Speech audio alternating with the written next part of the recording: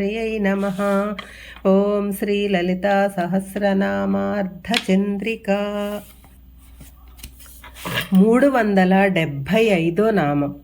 కామ పూజిత అంటే కోర్కెలు గల వారిచే పూజింపబడునది. ఈశ్వరుని చేత భస్మమై అమ్మవారి కృపకు పాత్రుడై పునరుజ్జీవితుడైన మన్మధుని చేత ఆరాధించబడుతున్నది.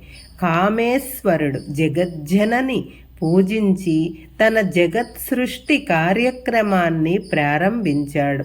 కోర్కెలు కలవారు తమ కోర్కెలు తీరటం కోసం అమ్మవారిని పూజిస్తారు. శృంగార రస సంపూర్ణ కోణదళ నవావరణ రసదేవత సమన్వితమైన శ్రీచక్ర సంపూర్ణ స్వరూపము బ్రహ్మానందముతో ఎల్లప్పుడూ నిండి ఉన్నది.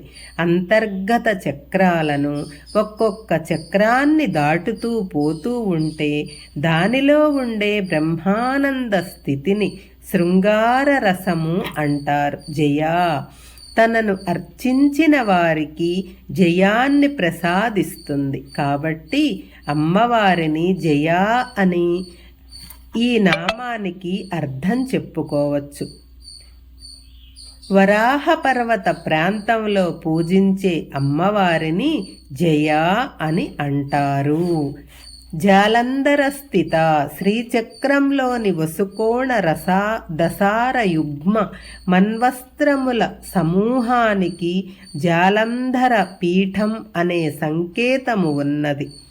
అనాహత చక్ర స్థానంలో ఉండే అమ్మవారిని జలంధర స్థిత అంటారు. ఓఢ్యాణ పీఠ నిలయ శ్రీచక్రంలోని కేంద్రం వద్ద గల త్రిభుజాన్ని ఓఢ్యాణ పీఠస్థానం అంటారు. మనలో ఆజ్ఞాచక్ర స్థానంలో ఉండే అమ్మవారిని ఓఢ్యాణ పీఠ నిలయ అంటారు. యోగి వేమన కూర్చునే స్థితి ఓఢ్యాణ బంధము అంటారు.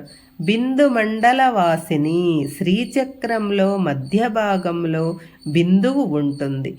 ఇందులోని బిందువులో శివశక్తులు కొలువై ఉంటారు. అందుచేత ఆ తల్లి బిందుమండలవాసిని. మనలో బ్రహ్మరంధ్రానికి క్రిందగా ఉండే చంద్రమండలాన్నే బిందుమండలం అంటారు.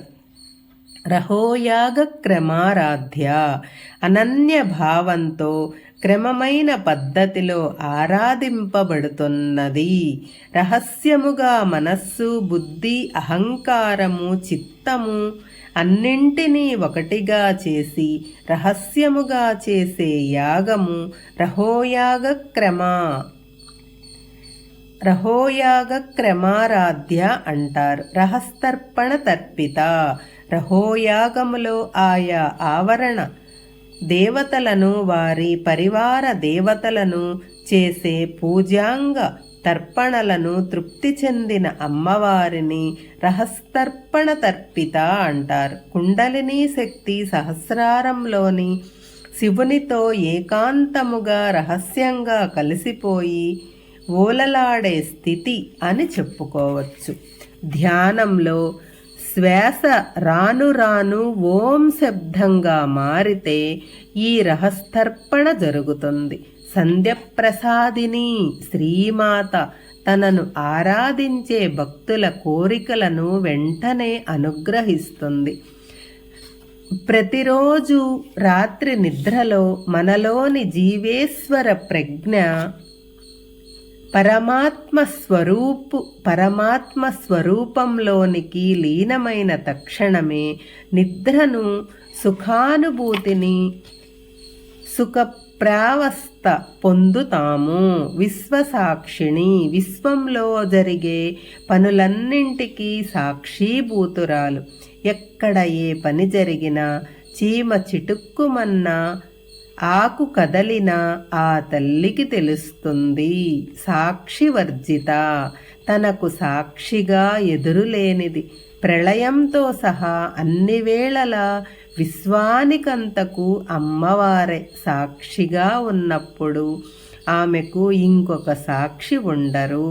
షడంగదేవతాయుక్త 6 అంగదేవతలతో కూడి ఉండునది. మంత్రరూపంలో గోచరించే మహేశ్వరిని 6 దేవతలు ఆరాధిస్తారు. హృదయము, శిరస్సు, శిఖ, నేత్రత్రయం, కవచం, అస్త్రం. ఇది ప్రతి మంత్రానికి ఉండే అంగన్యాసం. ఇందులో పరమేశ్వరి అంగీకారముగా ప్రవేశించి ఉంటుంది. సంగముగా ఆ పరమేశ్వరుని ఆరాధించిన వారికి కీర్తి, సంపద, సమృద్ధి, ప్రజ్ఞ, వైరాగ్యం, ధర్మం అన్నీ చెప్పుకునే ఆరు గుణాలు అలవడతాయి. షాడ్గుణ్య పరిపూరిత. షాడ్గుణములంటే 6 గుణములు. అవి భూతదయ, దానం, వైరాగ్యం, నిర్మోహమాటము, ముముక్షత, సమబుద్ధి అని చెప్పారు. ఈ 6 గుణాలు పుష్కలంగా నిండి ఉన్నది అమ్మవారు. నిత్యక్లిన్న, ఎప్పుడూ దయార్ధతతో ఉండునది. భక్తజనులకు భుక్తి ముక్తులకు సమకూర్చేది. నిత్యక్లిన్న పేరుతో పిలవబడే త్రిపురాంబే నిత్యదేవతలో శుక్లపక్ష తృతీయ నాటి దేవత పేరు నిత్యక్లిన్న. నిరుపమా, పోల్చి చెప్పుటకు ఉపమానము ఏమీయూ లేనిది. అంటే ఆ తల్లికి సాటి ఎవరూ లేరు. రూపములో, కరుణలో ఆమెయే సాటి. నిర్వాణ సుఖదాయిని. నిర్వాణం అంటే మోక్షము. మోక్షానందాన్ని ప్రసాదించునది అమ్మవారు. అంటే మోక్ష మార్గాన్ని భక్తులకు సుగమము చేసి ఆ తల్లి పాదములపై మనస్సు ఉంచిన వారికి సంసారిక సమస్యలను తొలగి చిత్తశాంతిని